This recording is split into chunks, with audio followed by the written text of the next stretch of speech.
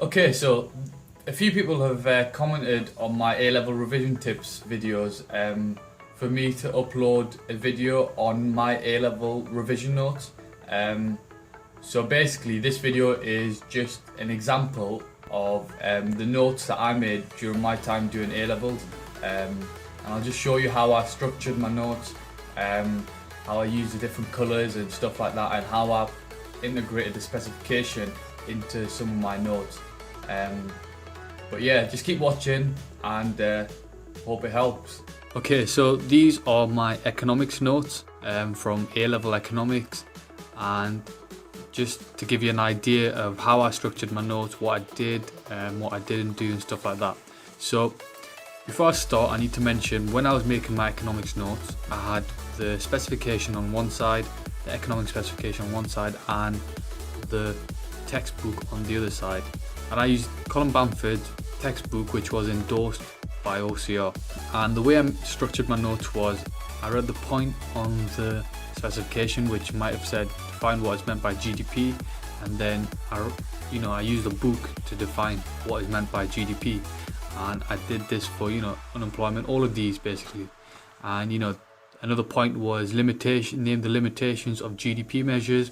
So I used the book to write out the limitations of GDP measures, and as you can see, I did that for more or less every point in the specification, and wrote down the definition.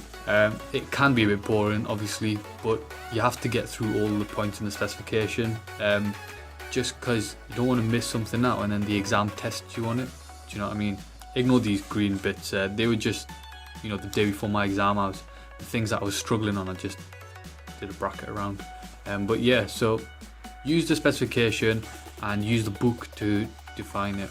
Then once I'd finished all my notes, I'd finished my notes probably like a few months before the exam, all my notes for every module, because there wasn't that many notes. If you use the specification, you'll realize that there isn't actually that many, there aren't many notes that you can make because there isn't much content.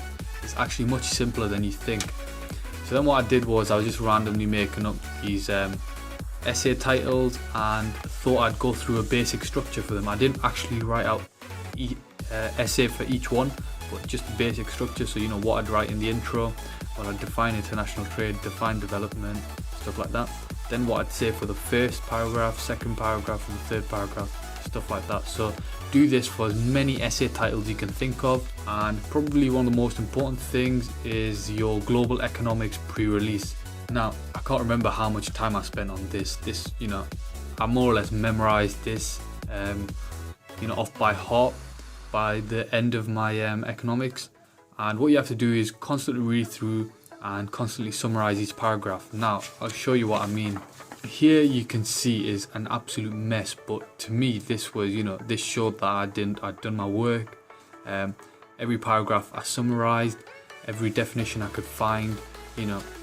There I was defining spare capacity, deflation, disinflation, all these little things I didn't understand. I had to Google it and then define it on the side, and of course make sure you summarize each paragraph.